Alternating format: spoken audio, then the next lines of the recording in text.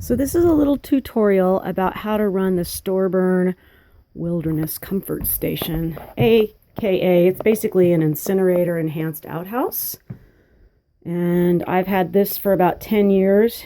It's been kind of a pain in the ass over time. It's definitely not as easy to operate as they make it sound, but I've made some adaptations over the years, and so this is how I do it. So there's going to be some gross pictures in here because you kind of have to look inside to see what's going on. But generally, you do not run this every time you use it. That's a common misconception. You will spend a lot of money on propane and actually you'll wind up frying the burner. So you want to fill this, you want to run it. There's a little arm on the side. There's a little iron arm. And this is not quite full. But I'm running it now because I'm going to be leaving for a while and having guests here while I'm gone, so I want it to be able to accommodate them. Normally, I just don't run it at this full level.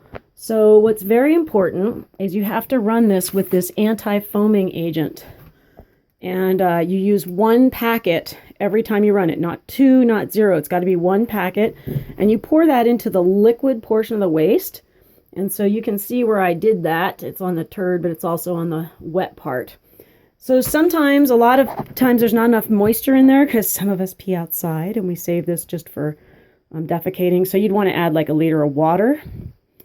So now what I'm going to do is I'm going to put the burn lid. So normally this isn't on. You only put this on when you're going to burn. And it's got a little latch key mechanism that ties right in there and seats on top, and that connection in there is actually what allows you to turn on the inside. So if this is not on, you cannot operate it. You can run gas to it all you want, but you're not going to get it to operate. So these come down, and I just bought a new tank of propane, so I'm going to go hook that up real quick and come back. Okay, so I'm going to come around to my propane tank, which is outside of the building, and I just connected it.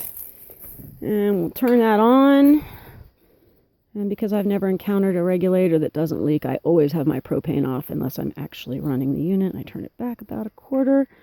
So one thing I would suggest, I made a major mistake. You can see that there's no access way to get into the back of that incinerating unit. It weighs a ton. It is a pain in the ass to work on, and I've had to work on it a lot. So if things were different, I'd finally get around to installing a door back here so that I could actually get in there. Some of the things I've encountered are that the gas feed to the pilot's not quite close enough, or the little piezo starter is not quite close enough to the flame, so I've had to go in there and rearrange those to make it to where they work. So I have a little inline valve here for the propane, and I will open that. So now the propane can flow from the tank. And I have found that I have to give it a while before I can even start this guy. So what I generally do is I let that flow run, and I actually go ahead and start the counter. Oops. Start the timer, and then I'm going to go ahead and put that in the pilot mode so gas can run through. And why I do, or excuse me, no, I don't do that. Turn that off. I leave the gas running through to the pilot line.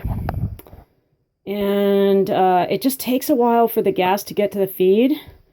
And you want to make sure there's plenty of gas flowing through there, because the only way you can see this flame is through this tiny little pilot hole.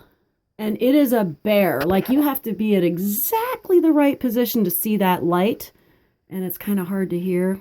So I want to make sure there's plenty of gas flowing through there, so when I actually start it, I can actually get the pilot to light. But I'm going to give this I'm going to let this gas flow through here for about 10 minutes, and then I'm going to come back.